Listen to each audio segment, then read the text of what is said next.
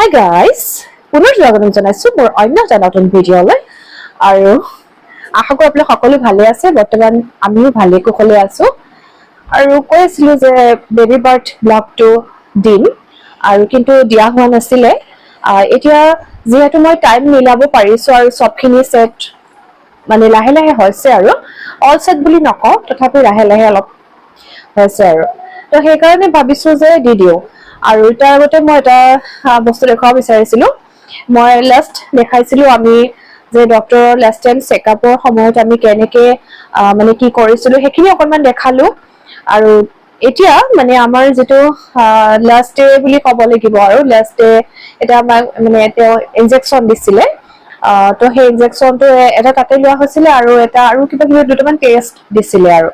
So সেইকিটা কৰিবৰ কাৰণে মানে আমাৰ ওচৰতে থকা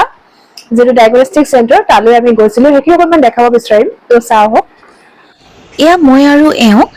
বেবী হোৱাৰ আগৰ যি লাষ্ট যিবোৰ টেষ্ট মানে আল্ট্ৰাসাউণ্ড হওক ব্লাড টেষ্ট আৰু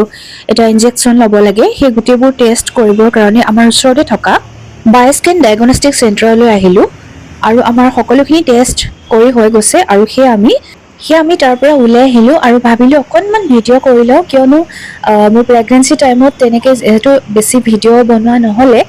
গতিকে সেই ৰূপটোৰ অকণমান ভিডিঅ'টো কৰি থওঁ বুলি ভাবিলোঁ আৰু লগতে ওলাই আহি আমি চাহ তাহ খাই ল'লোঁ তো সেইখিনি চালে আপোনালোকে নিশ্চয় অকনমান বুজি পাইছে যে প্ৰেগনেঞ্চি টাইমত কেনেকুৱা কি হয় এইটোতো আৰু যিসকল প্ৰেগনেন্ট লেডি সেইসকলে সকলোৱে বুজি পায় নহয় জানো বা যি নহওক সেইখিনি আৰু বেছি সময় মানে নষ্ট নকৰো সেইখিনি কথা কৈ এতিয়া ফাইনেলি আমাৰ বেবি বাৰ্থৰ দিনটো আহি পাই গলি মানে সেইখিনি দেখাম আৰু কিন্তু তাৰ আগতে মানে এনেকুৱা কি কম মোৰ এতিয়াও মানে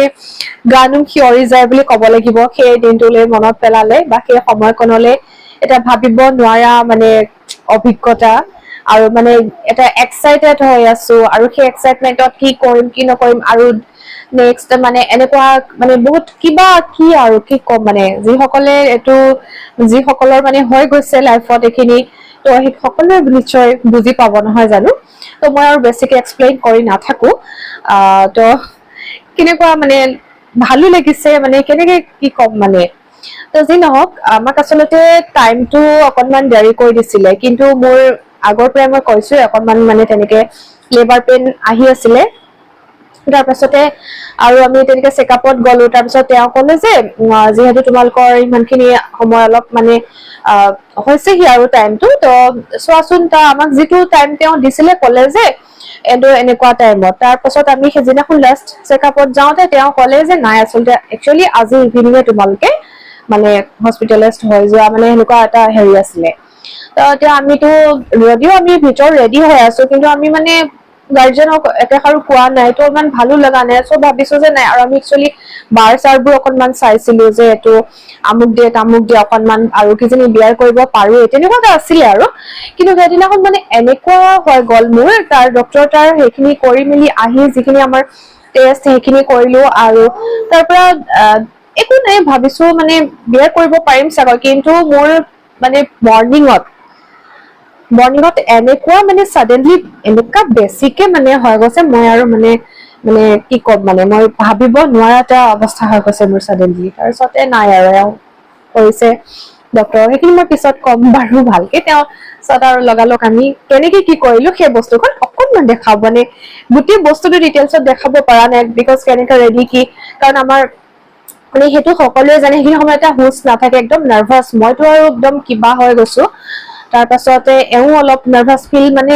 কৰিছে যদিও কিন্তু তেওঁ মানে একদম পুৰা বেলেঞ্চত আছে মানে এইটো দেখাব বিচৰা নাই যে তেওঁ নাৰ্ভাছ ফিল কৰিছে বা হেৰি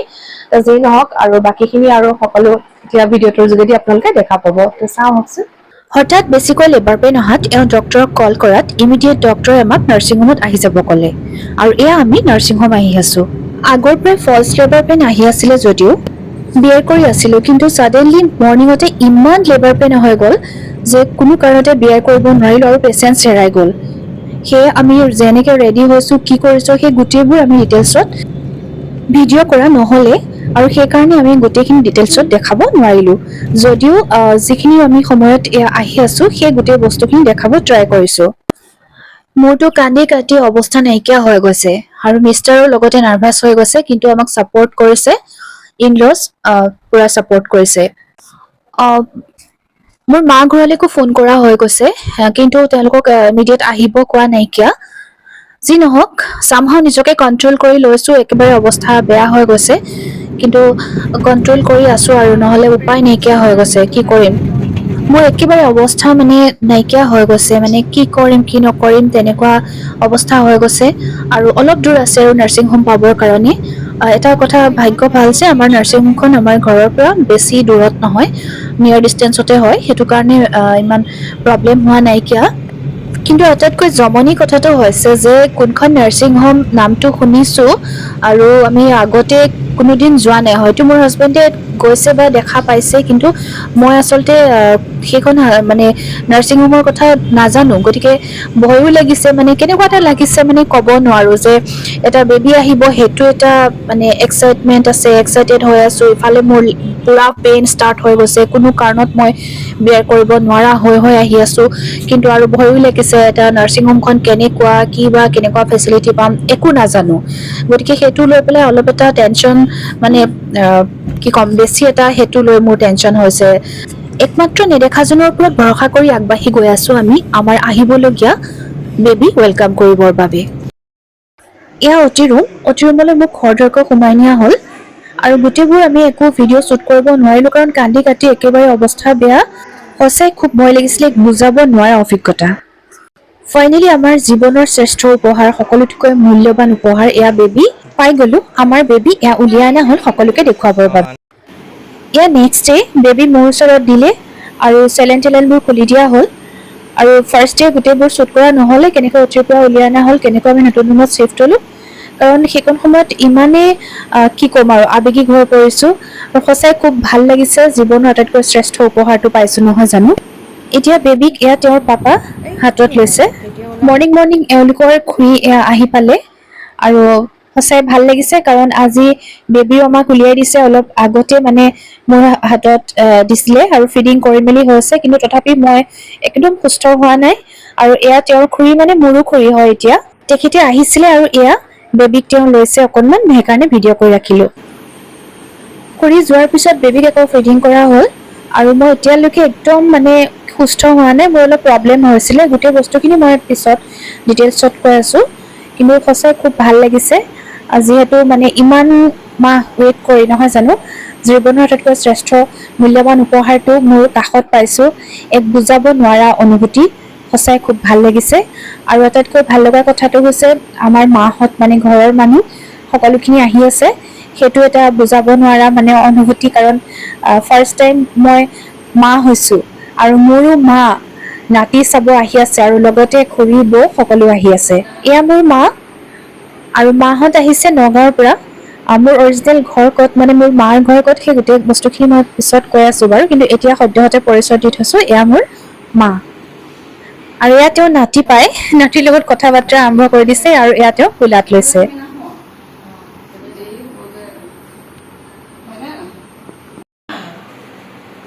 এয়া মোৰ বৌ। যিহেতু একেলগে সকলোখিনিকে সোমাব দিয়া নহয়, সেয়ে তেওঁলোকে এনেকে এজন দুজন সোমাই পেলাই আকৌ বাকীখিনি ওলাই গৈছে, তেনেকুৱা আৰু একদম মামীয়েক হৈ মানে ক'ব নোৱাৰা হৈ গৈছে, ইমান মৰম কৰিছে, ইমান সঁচাই মোৰো ভাল লাগিছে। কিন্তু মোৰ অৱস্থা দেখা পাইছে, মই ভালকে একোৱে কথা ক'ব পৰা নাই।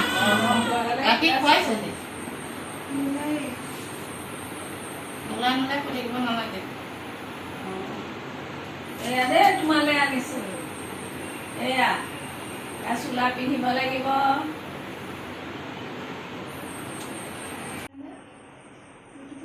এয়া হৈছে মোৰ খুৰী। যিহেতু মই কৈছোৱে যে সকলোখিনি একেলগে সোমাব দিয়া নহয়, গতিকে এজন দুজন আহে লগ কৰি, আকৌ তেওঁলোকে ৱেটিং ৰুমত থাকে, আকৌ তেনেকে সোমাব দিছে। সেই গতিকে খুৰী অকনমান দেৰিকৈ আহিছে, আৰু এয়া খুৰীয়ে লৈছে নাতি। সঁচাই তেওঁলোকে নাতি পাই খুব ভাল পাইছে, আৰু একদম শুনি দৌৰা দৌৰি, মানে যেনেকে আছে তেনেকেই দৌৰি দৌৰি অহা নিচিনা হৈ গৈছে।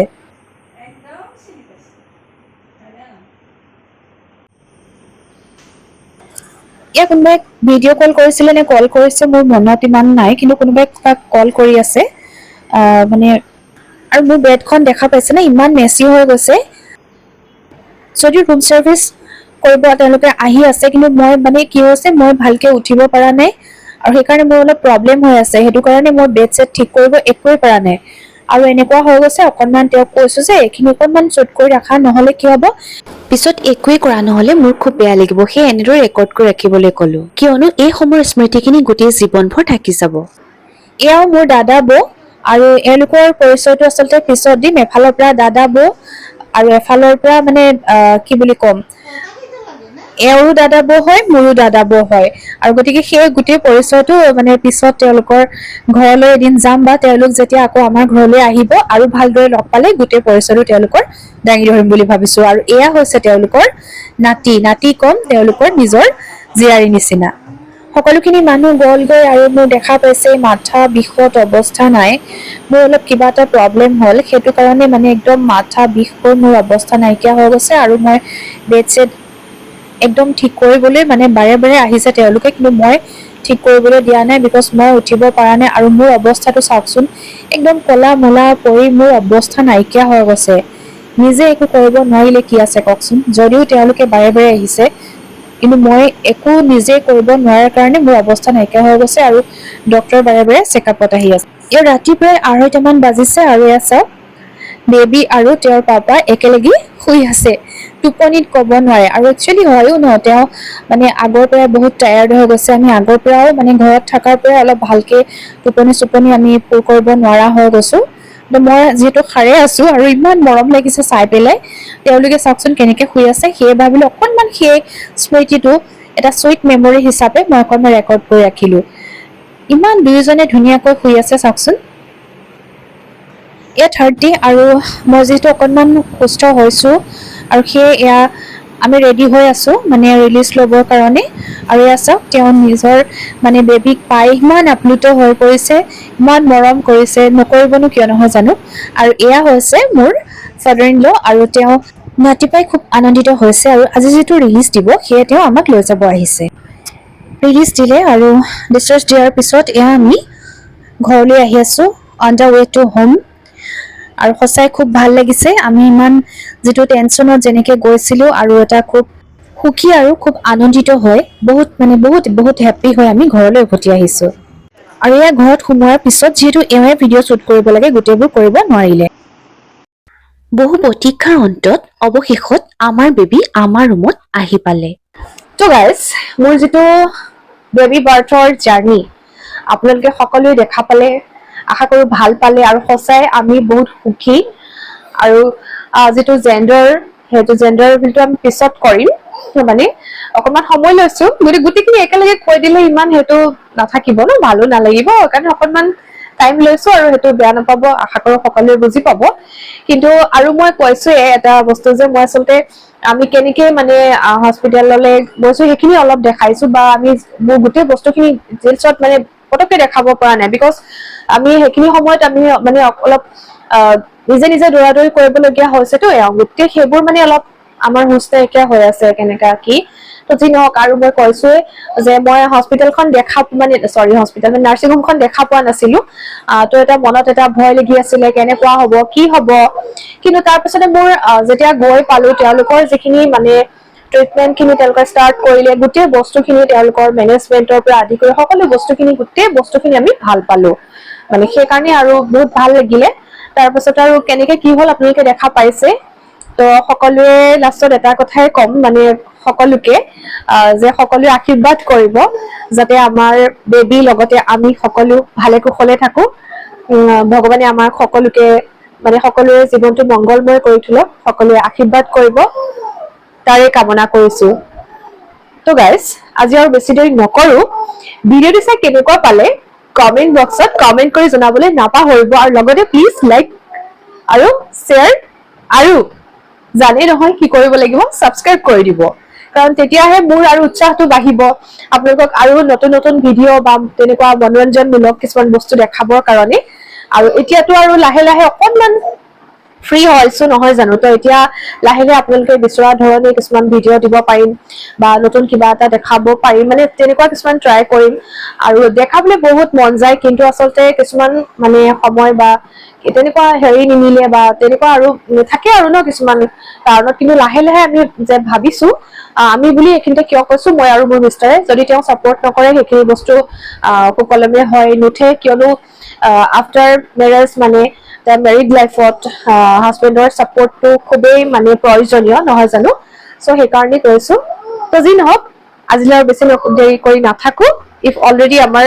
বেবী বাৰ্থ হৈ গৈছে আৰু তেওঁ এতিয়া অকনমান জনাও হৈছে, তেওঁ অকনমান মানে কি ক'ম এইটো কলকলাই বুলি কয় আৰু তেনেকে অকনমান কৰি আছে, মাতি আছে। তো আজিলৈ ইমানতে, বাই বাই।